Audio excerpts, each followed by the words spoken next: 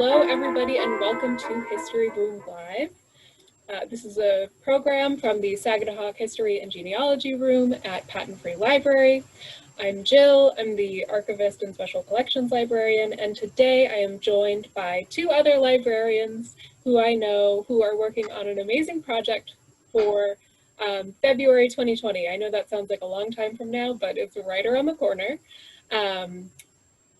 Roberta Jordan from Patten Free Library is here, and Dawn Lee from Morse High School is also here, and they're going to tell us a little bit about the project that they have been working on. So why don't you take it away, Dawn? Okay, thank you very much. Good to see all of you. About 3 or 4 months ago, Roberta and I were sitting down, we were talking about issues with race and how we could have discussions within the community. She had a book discussion group this summer.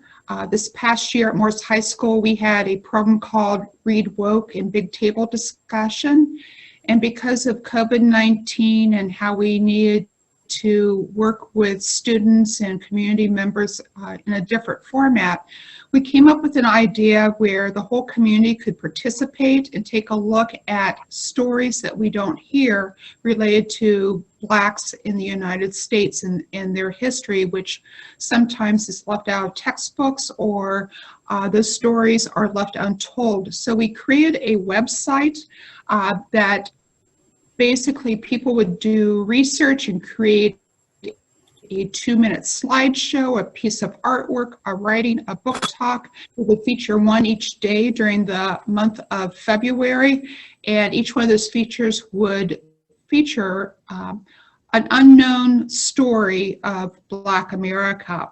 When we created the website, we also offered topic ideas, and each day one of those stories will be launched, and our hope is that community members and students across RSU1 will contribute to this project, and so we will share those stories within the Mid-Coast community. There we go. My part of this is to give you a quick overview of the website, because Dawn has another call to go on to. So in a minute, if you don't have any questions for Dawn, I will start sharing my screen and show you the website.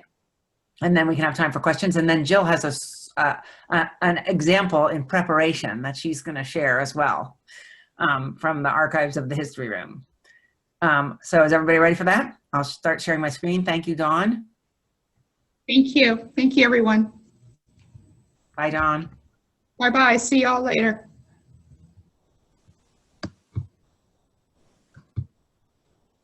So let me just get this to full screen. It's a pretty simple Google site, but it accomplishes most of what we want to accomplish here.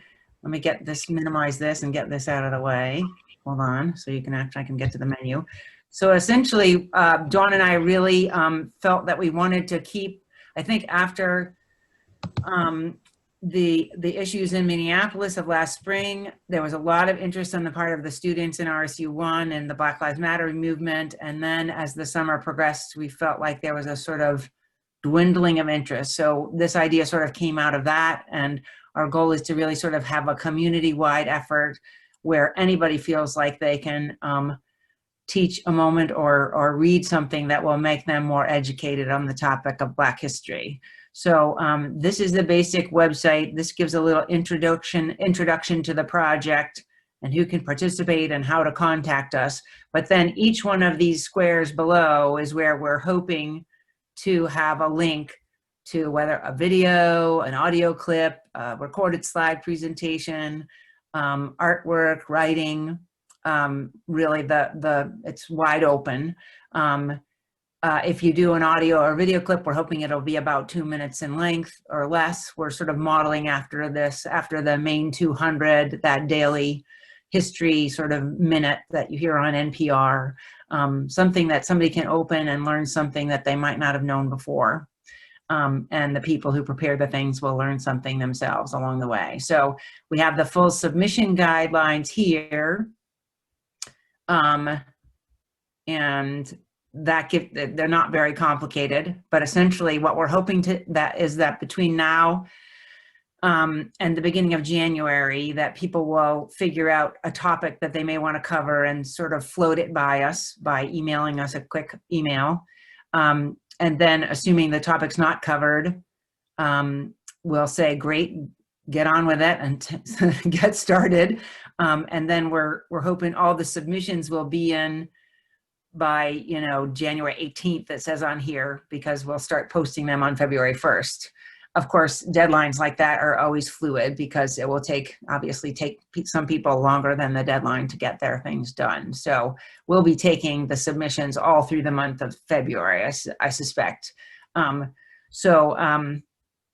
the more we can front load this with people from the community who are interested in participating and can put something together, the better, because I think the school classes and the local students will be the ones who sort of bring up the rear. They're going to be slower because they have a lot going on right now. Then we have a whole nother tab here for topic ideas. And so if you're looking for ideas, Dawn put together this great, topic by topic sort of overview of different ideas that you might explore and lesser known people. So you can go, look at any one of these and get to one of the, a list of varying lengths. Some of them are longer than others, about different leaders and people that history may not know as much about. So this is this again is for, just for random exploration when you're ready. But then we also have, for people who just want to be readers and learn more about Black history, we're putting together, this is a work in progress, but we're putting together lists in just about every genre of adult fiction, adult nonfiction, et cetera, of things that people can read to broaden their horizons. So, and again, it's got a beautiful sort of tiled look if you go to the homepage where you can sort of pick what you want to pick. And so in addition to a lot of reading, we're developing a list of movies and documentaries that you can read, that you can watch, and then a list of excellent websites, of which there are many, as Black History Month approaches. So all of those, it's meant to be sort of a collective of resources and ideas for the project. But in the end, as I said, everything will be presented right here on this homepage. So this will become a link to a topic, and so on and so forth. So,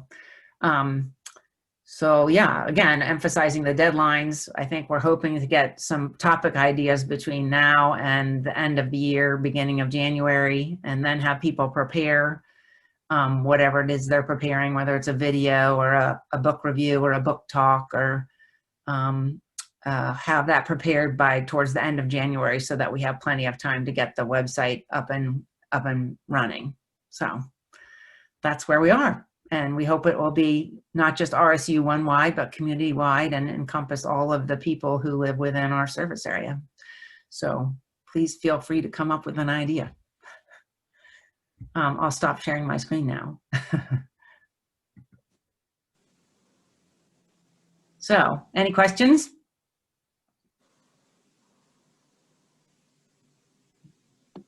Pretty straightforward. Oh, yeah. Sheila.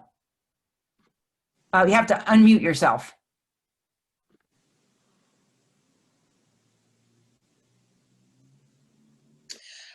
I was looking at the subject medicine, and that raised a question for me. I'm in the middle of reading a book called Medical Apartheid, about the history of some of the problems facing African Americans, Black Americans in medicine in this country. And it raised the question for me as to how positive or how critical you want these to be.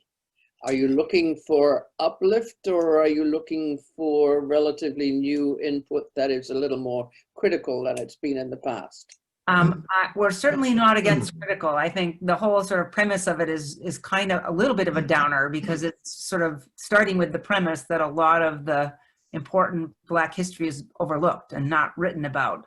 I think, you know, some of this is not going to be uplifting. So no, I think we'd welcome, you know, all viewpoints for sure. I was thinking of Henrietta Lacks, for example. Yeah, no, she's definitely on the nonfiction list. And there's a, you know, I think that was a fairly, she's just one example. So there's probably others that you might be able to research and find examples of. Yeah.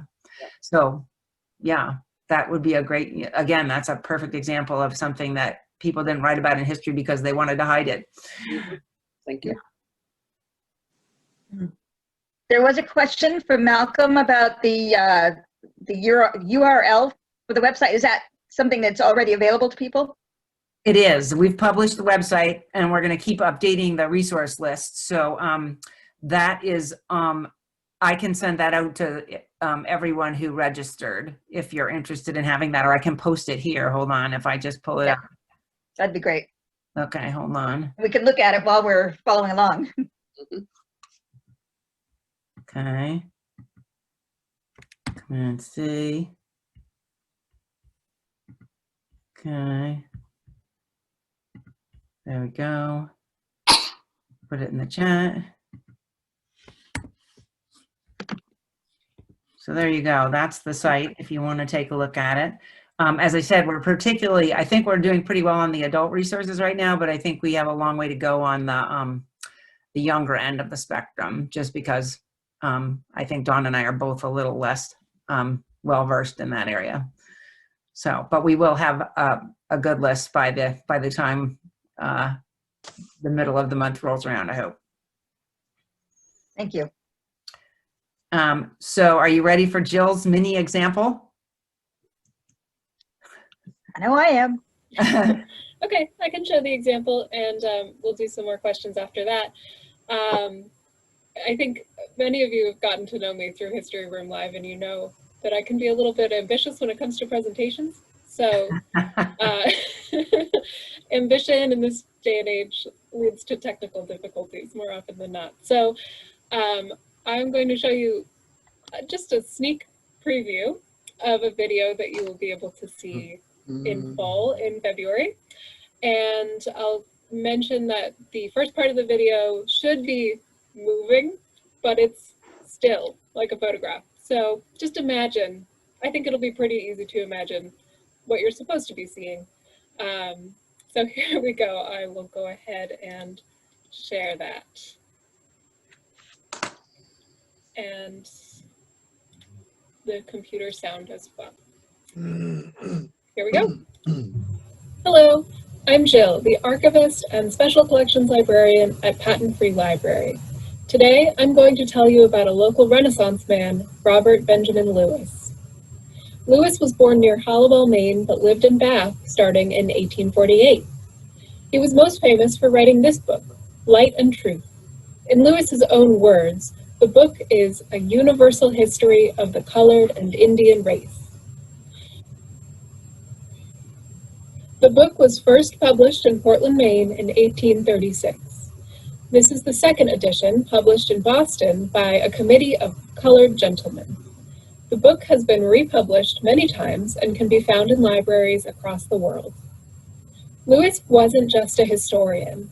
In the spirit of 19th century innovation and Yankee ingenuity, Lewis was also a successful inventor. He held at least 3 patents with the U.S. Patent Office. As a patent holder, Lewis had the exclusive right to profit off his own inventions. So I'm going to stop sharing now because that's all that you can see. And like I said, I will talk a little bit about the inventions, which have a maritime connection in the full video, which you can see in February. So that's just an example of one format.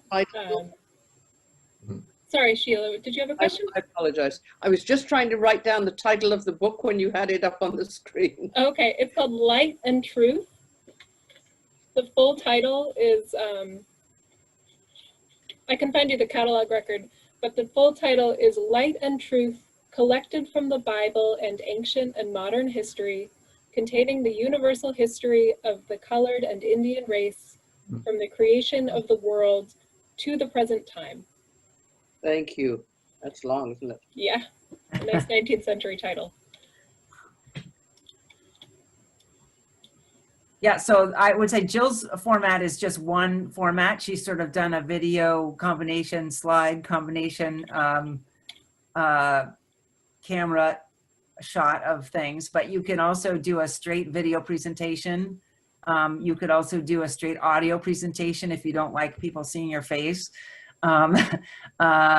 You can do a book review written. You can do a book talk video, a book talk audio, art. You know, we're really hoping that we'll get a lot of different media as part of each daily entry.